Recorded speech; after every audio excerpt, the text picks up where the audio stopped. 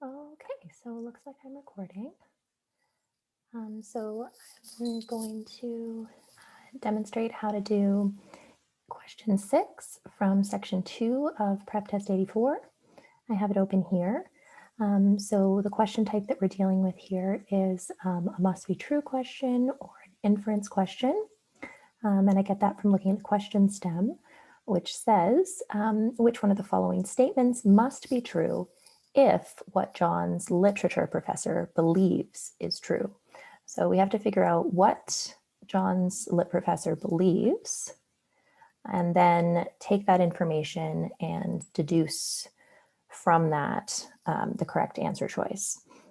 So with this one, it's not necessarily argument-based, right? It's unlikely to be argument-based. So we're not looking for a conclusion or premises to support the conclusion. We're not looking for argument structure, but we're taking the beliefs that this professor has, and then we're going to make a deduction from those beliefs. So if all of those things were true, right? If all of those beliefs are true, then what must also be true? And so we might be adding up a couple of those statements. We don't have to summarize the statements. So there may be some belief that the professor has that isn't involved in the correct answer. So there may be a number of deductions that we can make from the statements, and maybe one of them just adds up 2 of the statements and ignores others. So let's check this out. Okay, so John's literature professor believes that the ability to judge the greatness of literary works accurately can be acquired only after years of specialized training. So the word "only" is an important word, right? So that indicates a conditional relationship. So I am going to see if I can get some annotation going here. Okay, so all right, so believes that the ability to judge the greatness of literary works accurately can be acquired only after years of specialized training. So the specialized training is required to be able to judge accurately, right? So if, and I need to actually have some color there, we'll go with purple. All right, if you can judge accurately, in this case, judge the greatness of literary works accurately, then you must have had years of specialized training. Okay. And then if you don't have special training, then you can't judge accurately. That could be the deduction here, because this is the contrapositive, which is the only logical deduction that you can make from a conditional statement. Okay. So we can't come to any other kind of conclusions based on that statement except the contrapositive. And then, potentially if we combine it with another statement, we might be able to link them up. Might be able to get the contrapositive of another conditional statement and link up contrapositives, or link up a contrapositive and an original conditional. But if we just have this conditional statement, the only deduction that we can get from it is the contrapositive. All right, so that's our first deduction, our first statement here. Such training, so this specialized training, is in fact what is required to become a literature professor. So that word "required," okay, is also indicative of a conditional relationship, right? So if we have a requirement, then we know that there's some kind of conditional relationship. So I'll do the next statement or the next conditional here in pink.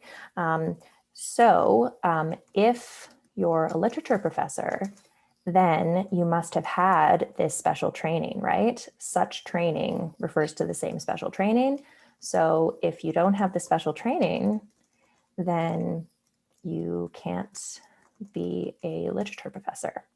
So what I will note about this right here is that the special training is a requirement for both things, right? For judging accurately and being a literature professor.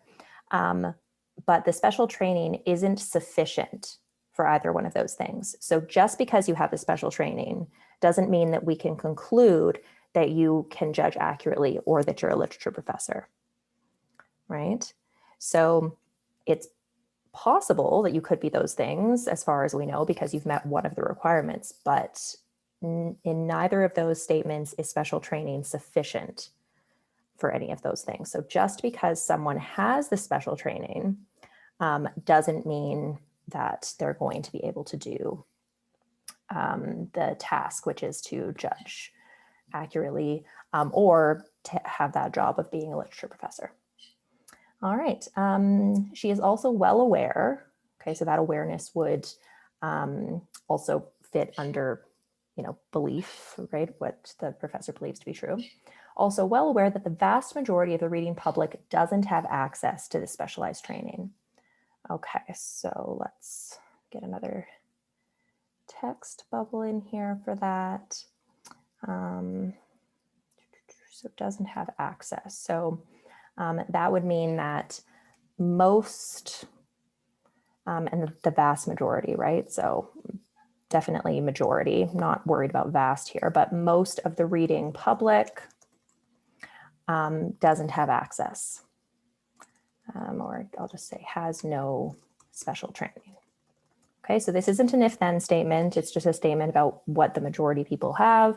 But because we know that most people don't have special training, we know that most people can't judge accurately, right? Can't judge the greatness of literary works accurately. And most people can't be literature professors, or most people are not literature professors. All right. Okay. All right, so let's go ahead and go through the options here. Sorry, that's just Jasper making a racket over there. I hope that's not too distracting. Okay, so A, John's literature professor can judge accurately. No, we don't know that, right? So being a literature professor means that you have special training. But just because you have special training doesn't mean that you can judge accurately, right? Special training is a requirement, not a guarantee. So we can eliminate that one. B, anyone who is not a literature professor. Okay, so if you're not a literature professor, can we come to any kind of conclusion about you? We actually can't. If you are a literature professor, that's sufficient to know you have special training. But if you're not a literature professor, that doesn't lead anywhere, right? So that's, not being a literature professor is the conclusion that we can come to if you don't have the special training. So here, we even right away, I can tell that's not going to be the correct answer. C, specialized training like that received by John's literature professor should. Okay, so that's going to be a problem. Should. All right.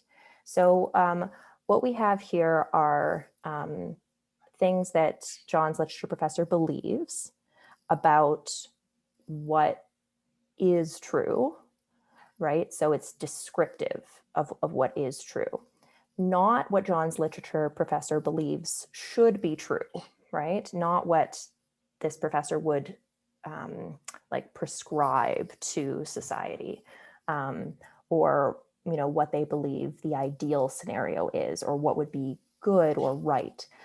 It's just about what the professor believes is the case currently. Okay, so we can't come to any conclusions about what should happen. All right. D, literature professors do not belong to the reading public. Okay, so if you're a lit professor, you have special training and most of the reading public doesn't have special training. Okay, so most of the reading public isn't literature professors, but I mean, literature professors are likely a very small minority of the public generally, right? So for them to be a minority of the reading public isn't really a problem. So we have no reason to believe that they don't belong in that big category of reading public just because they're not part of the majority. Hi, chicken. Hi. Okay, so based on process of elimination, yeah, he just wants attention. Okay, so based on process of elimination, we can go with E. E says that the vast majority of the reading public is unable to judge the greatness of works of literature accurately. So that would be because they don't have special training, they can't judge accurately, right? So we're using this last statement and connecting it to the contrapositive of the first conditional statement. So E must be the correct answer, and I can just click the show answer button, click through here to continue, and we know that E must be the correct answer. Yeah, so let me know if you have any follow-up questions for this one. But this should be a pretty good, yeah, it should be a pretty good idea of what the process should be like for a must be true question and some of the things that you should be on the lookout for. I will say that the most part here comes from majority, right? What the vast majority doesn't have. So yeah, okay. So yeah, question 6E, and let me know if you have any further questions. And see if I can actually stop recording in a timely manner.